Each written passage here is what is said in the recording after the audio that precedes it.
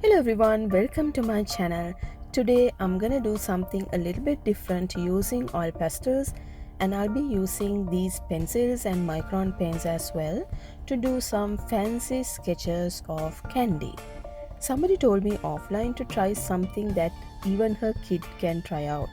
So I thought, what better subject is there to inspire a child than sweets?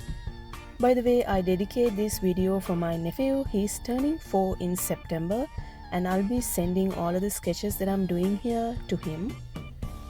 So I hope this will answer your request, and I hope you enjoy this video. Please try this out with your kids and let me know how it goes. And please also do subscribe to my channel if you haven't done so already. Thanks for watching this, and I'll see you next time with more art videos. Bye bye.